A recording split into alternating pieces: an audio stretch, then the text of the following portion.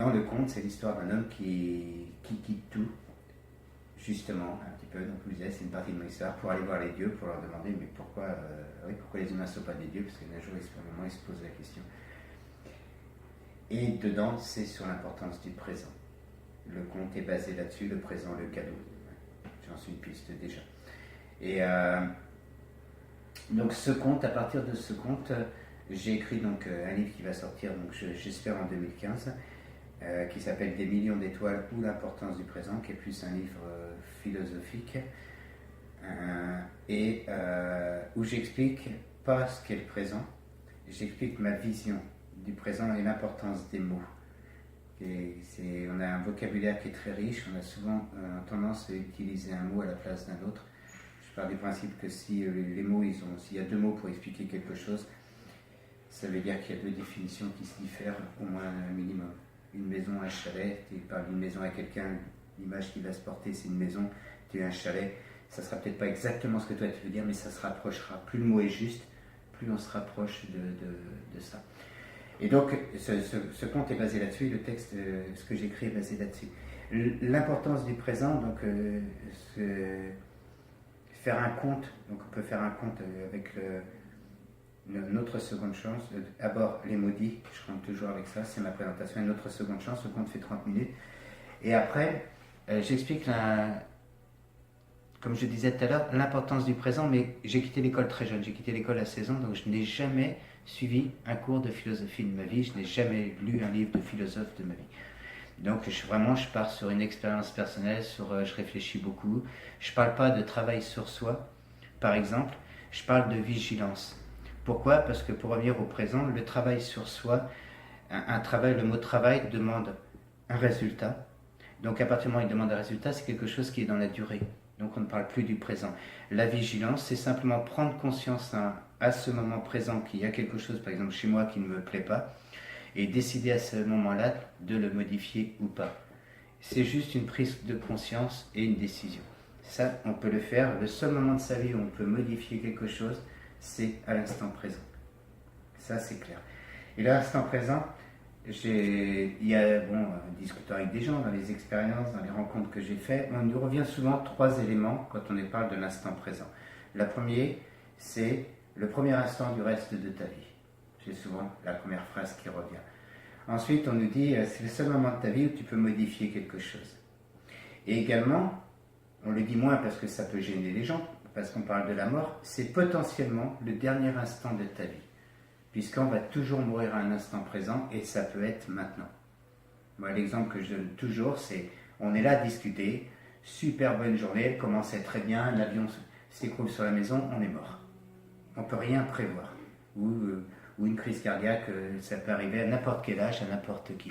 Donc, l'instant présent, c'est ces 3 éléments-là. Le premier instant du reste de ta vie, le seul moment de ta vie où tu peux modifier quelque chose, mais également potentiellement le dernier instant de ta vie. Par contre, on oublie pour moi quelque chose d'essentiel, c'est que l'instant présent, c'est un souvenir potentiel. Puisque chaque souvenir qu'on a, à un moment de notre vie, a été un instant présent. Et la première chose qui revient quand on a un souvenir, c'est l'émotion qui est liée à ce souvenir. Qu'on le veuille ou non, on va souvent avoir l'émotion qui va revenir avant d'avoir même les images. Je prends un exemple très, très simple quand je suis, pas avec les petits, mais à partir du lycée. Je pose la main sur les genoux d'une femme, simplement, que je ne connais pas, même si c'est d'une façon involontaire, il va y avoir un réflexe de recul, comme ça. Le réflexe de recul, donc, ce réflexe de recul est créé par une émotion. Ce réflexe, s'il est complètement disproportionné au geste, c'est que ce n'est pas une émotion du présent, c'est que c'est une émotion d'un souvenir.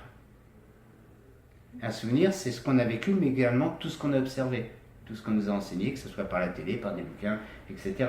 Tout est lié.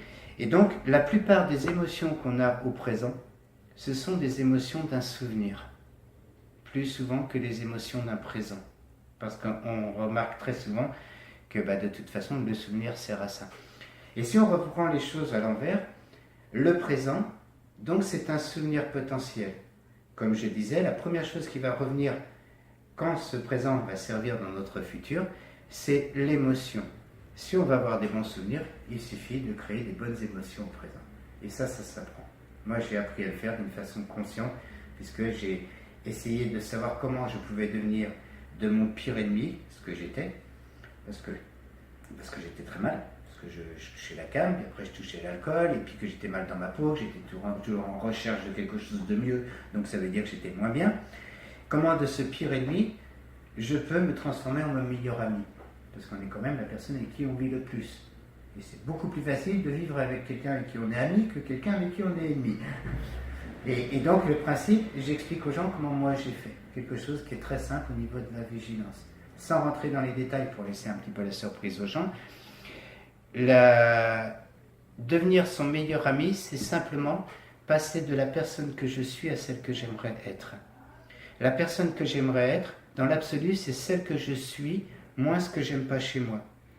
Si je transforme ce que j'aime pas chez moi en quelque chose que j'aime, je vais devenir la personne que j'aimerais être. Mais le jour où je suis cette personne que j'aimerais être, je suis la personne que je suis. Et il y a encore une personne que j'aimerais être parce que toute notre vie, il y aura des choses chez nous, dans notre façon d'être, de faire, de dire, voire de penser, il y aura des choses qu'on n'aime pas, qu'on aimerait modifier. Combien de fois on dit « Oh, j'aurais dû faire comme ça ». Et là, j'utilise simplement ça. Et à partir de là, la vigilance, c'est de dire je vais modifier les choses de la façon dont j'aimerais, sans se prendre la tête, en se parlant comme à son meilleur ami, etc., etc. Ce qui fait en sorte que quand je prends conscience de quelque chose, aujourd'hui, pour moi, il n'y a plus de question sur qu'est-ce qui se passe après la vie et la mort, comme je dis très souvent aux jeunes, mais franchement, aujourd'hui, cette question n'a plus aucun intérêt pour moi. Pourquoi ? Parce que toutes les religions, j'ai fait partie de sectes aussi quand j'étais jeune, pour rechercher un petit peu tout ça, toutes les religions que j'ai croisées, ou les croyances que j'ai croisées, qu'elles soient monothéistes, polythéistes, la réincarnation, ou qu'il n'y ait rien, qui est aussi une croyance, le dénominateur commun, c'est deux mots. Sois heureux. Si tu es heureux, si c'est monothéiste et qu'un paradis, tu y seras. Parce que quand tu es heureux, tu ne peux pas faire de mal. La seule chose que tu puisses offrir aux gens autour de toi, c'est être heureux. Le reste, ça dépend que d'eux. Tu partages ce bonheur. Si c'est polythéiste, on est dans le même principe d'un endroit, d'un paradis et d'un enfer. Donc, si c'est la réincarnation, tu as un bon karma. Tu as été heureux. Donc, tu as fait que du bien autour de toi. S'il n'y a rien, tu as été gagnant toute ta vie. Donc, si tu es heureux, tu as misé sur le bon cheval. Tu n'as plus à te préoccuper de ce qu'il y a après la vie. Voilà. C'est des questions de basique comme ça que moi, je me suis imposé. Et très souvent, on se présente aux gens en disant, voilà, je suis quelqu'un que j'aime pas. Je suis quelqu'un en qui je n'ai pas confiance. Je suis quelqu'un que je ne respecte pas, etc., etc. Et voilà, et je te conseille de devenir son ami. Et implicitement, on se présente en disant, mais je suis la pire des personnes qui existent, mais je te conseille. Et on ne le ferait pas pour quelqu'un qu'on ne connaît pas. On ne présenterait pas quelqu'un à un ami en lui disant, tiens, cette personne c'est quelqu'un de bien, c'est quelqu'un... On ne le ferait pas pour quelqu'un. Par contre, on le ferait pour quelqu'un qu'on aime. Un ami, l'idée quand on a vraiment un ami qu'on aime vraiment et qui a toutes les qualités qu'on retrouve chez un ami, c'est ce qu'on a envie, c'est de le présenter à ses autres amis. On est fier de présenter cet ami-là. Et bien, c'est d'arriver envers soi à faire ça. Et ça peut être fait qu'au présent. Ça ne peut jamais être fait dans le futur, ni jamais être fait dans le passé. Par contre, on va se servir du passé et du futur pour arriver ça au présent. Devenir son ami, c'est quelque chose de très simple. Il suffit d'agir envers soi comme envers son meilleur ami. Et dans mon intervention, j'explique comment moi j'ai fonctionné. Je ne dis pas que c'est une façon de fonctionner qui est géniale, je ne suis pas un gourou, je sais pas. Simplement, je dis voilà comment moi j'ai fait d'une façon consciente. Parce que j'ai commencé les drogues dures, j'avais 14 ans. J'ai pas eu à réapprendre. J'ai eu à apprendre. Moi, j'ai commencé l'alcool, les joints, j'avais 12 ans. Je vais prendre un exemple, par exemple, la relation avec les femmes. J'ai toujours pris quelque chose dans mes premières relations. Je ne suis jamais sorti avec une fille ou abordé une fille sans avoir pris, même ne serait-ce que de l'alcool ou fumé un joint ou pris des drogues dures. Et à 40 ans, quand j'ai arrêté de boire, que je ne prenais plus aucun produit, j'ai pris conscience que jamais de ma vie je n'avais abordé une femme sans avoir pris un produit. Waouh! Gros truc! Tu as 40 ans, tu prends conscience que tu ne sais pas faire. Tu n'as pas à réapprendre, tu as à apprendre à faire. Et là, il a fallu que j'apprenne à faire. Comment j'ai appris dans l'observation des gens. observer les gens, copier. C'est ce qu'on fait tous en permanence, mais on n'en est pas conscient. On passe notre vie à copier les gens en fait. Qu'est-ce qu'on va faire? On regarde une personne, son fonctionnement me plaît, consciemment ou inconsciemment, on va le prendre et on va s'en servir. Moi, la seule chose que je fais, c'est ce que je dis aux gens, ça va beaucoup plus vite quand tu es conscient des choses. Dans un de mes textes, je dis à un moment, ah, je suis heureux, mais ce qui est génial, c'est que j'en suis conscient. Plein de gens vont te dire, j'ai été heureux quand j'ai vécu ça. Peu de gens prennent conscience au moment où ils le vivent qu'ils sont heureux. Moi, aujourd'hui, je dis aux gens, si j'ai été le plus heureux des hommes tout à l'heure, ou si je serai le plus heureux des hommes tout à l'heure, franchement, mais je m'en fous, royalement, si je ne suis pas heureux maintenant. Parce que le seul moment important de ma vie, c'est celui-là. Et voilà comment j'aborde le présent. J'ai pas une démarche en disant, comme je le disais tout à l'heure, de toute façon, à la fin de mon livre là, que je t'ai envoyé, tu me donneras ton avis après. Merci en tout cas pour tes retours en tout cas déjà. Je dis voilà, moi, j'ai rencontré des gens, entre autres, dans ma vie, j'ai rencontré un maître d'arts martiaux quand j'étais jeune. Donc, j'ai mis plus de 20 ans à comprendre tout ce qu'il m'a dit. Et je me suis aussi inspiré de plusieurs films, dont par La vie est belle de Frank Capra, de Un monde meilleur, c'est mes deux films sur lesquels... je parle de relais. Tout ce qu'on enseigne aux gens, qu'on soit enseignant, qu'on soit parent, qu'on soit ami, qu'on soit... Peu importe, on enseigne dans ce qu'on est, on influence tout le temps les gens. La différence entre manipuler et influencer, l'importance des mots. On influence les gens ne serait-ce que parce qu'on est vivant.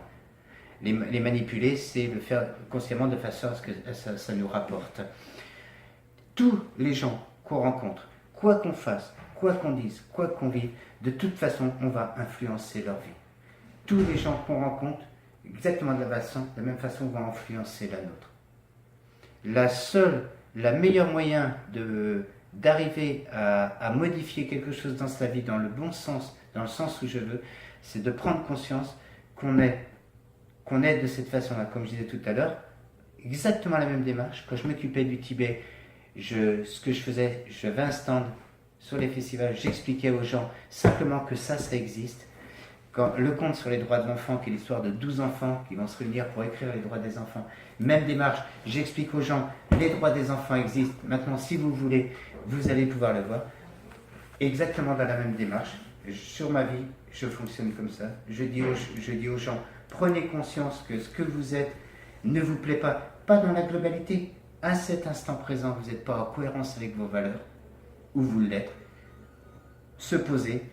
Moi, la seule question existentielle que je me pose aujourd'hui, c'est est-ce que, à cet instant présent, je suis en cohérence avec mes valeurs?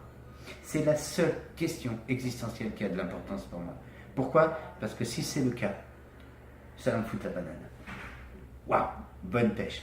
Si ce n'est pas le cas, il dépend que moi, puisque à cet instant présent, je viens d'en prendre conscience, il ne dépend que moi de faire le choix de le modifier, ou pas.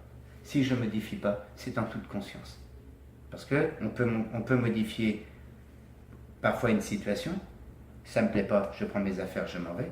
Rien ne nous empêche de tout planter du jour au lendemain, parce que ça ne nous enrichit pas dans notre vie. Mais également, ça nous permet aussi de pouvoir justement, si ça ne nous plaît pas, et que la situation, on ne peut pas la modifier, parce qu'on a des situations qui sont contrôlables, des situations qui sont incontrôlables. Par contre, ce qu'on peut toujours modifier, c'est notre réaction face à ces situations. Comme je disais tout à l'heure, le passé peut nous servir. Je vais terminer parce que je peux y passer des heures à parler de ça. Un exemple que je donne à partir du lycée, parce que je fais beaucoup avec les adultes et je suis très brut dans ce que je dis parce qu'il y a besoin de marquer les consciences. Je prends l'exemple de deux filles qui sont violées à 12 ou 13 ans. On va prendre exactement la même situation. Il y en a une qui ne le supporte pas, à 20 ans elle se suicide. Et l'autre, avec exactement la même situation, elle va suivre des études de droit pour aider les filles qui sont violées. La situation de base était la même. La seule différence entre les deux, c'est le regard qu'elles ont posé sur leur histoire. Notre passé, où il nous construit, où il nous détruit. Quel que soit le passé qu'on vit. Moi, j'ai vécu dans la rue, j'avais 16 ans, j'en paraissais 14 parce que j'ai toujours eu des problèmes de santé. J'ai vécu des trucs très durs. Aujourd'hui, je ne regrette pas une seconde de mon histoire. quelle qu'elle soit. Pourquoi? Parce que c'est grâce à la cam, c'est grâce à l'alcool, c'est grâce au coup que j'ai pris dans la gueule, c'est grâce au moment où c'était pénible, où j'ai failli me foutre en l'air parce que j'en pouvais plus, et aussi à tous ces moments de bonheur, que je suis ce que je suis devenu aujourd'hui. Et ce que je suis devenu aujourd'hui, ce n'est pas, on n'a pas nécessairement, on choisit pas nécessairement où on est, mais où on se trouve aujourd'hui, quelle que soit la personne, on est exactement à la somme des choix qu'on a fait dans notre vie. Si on avait fait un choix différemment, donc un moment présent où on fait un choix qui est différent, on sera certainement, on ne serait pas là aujourd'hui. On serait certainement l'un de nous deux, l'un de nous trois ailleurs à faire autre chose. Et là, justement, l'importance du présent, c'est que quand on est conscient de tout ça, on n'agit plus de la même façon. Quand on est conscient qu'à la maison, il y a des choses qui se passent qui ne nous plaisent pas, mais qu'on est conscient que ça arrive et qu'on dit c'est pas grave, ça va continuer. Tant qu'on est, à partir du moment où on est conscient et qu'on se dit qu'est-ce que je peux faire pour modifier les choses, on peut améliorer la situation à la maison. Par contre, si on n'est pas conscient que ça se passe comme ça, qu'on le vit sans justement dans cette inconscience de ce présent, qu'on se dit ah oui c'était comme ça encore en revenant dans le passé, il y a peu de chances que les choses se modifient. La seule différence, c'est qu'à partir du moment où tu es conscient, donc dans ce présent, que à ce présent même, tu peux modifier les choses. Et comment le faire? Parce qu'on a tous des pistes, ce qu'on apprend, ce qu'on enseigne, en fait, après on enseigne, la phrase d'India Navarro, nous n'avons pas à apprendre les bonnes manières à nos enfants, ils en sont simplement les témoins. Ça veut simplement dire que c'est dans la vie de tous les jours que les enfants vont faire. Mais ça va dans les deux sens, parce que moi j'observe beaucoup les enfants. On apprend énormément des enfants. Mais à partir du moment où on a conscience qu'à cet instant présent, on influence les autres, et que non seulement on influence les autres, mais que l'émotion qu'on va créer à ce présent va complètement modifier notre futur. Le futur qu'on va avoir va être vraiment en fonction de l'émotion qu'on a sur ce présent. À partir du moment où on en est conscient, c'est là où on peut commencer à changer les choses. Et c'est là où, moi je dis, la première phrase du livre que je t'ai filé, c'est « Le bonheur c'est simple, mais pas toujours facile. Et c'est sa simplicité qui le rend si difficile. » Le bonheur c'est d'une simplicité, parce que le bonheur c'est la bonne heure. La bonne heure c'est toujours au présent. Moi je dis, les gens ils disent « Je suis malheureux ». Mais c'est un mot qui ne devrait même pas exister. Tu es heureux ou tu ne l'es pas. Non, je ne suis pas heureux, je ne suis pas malheureux. Et le malheur, c'est la mauvaise heure.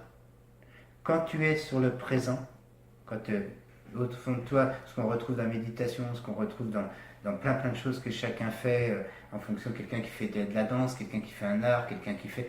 S'il n'est pas sur ce présent, il n'arrivera jamais à se concentrer et à être bien dans son art.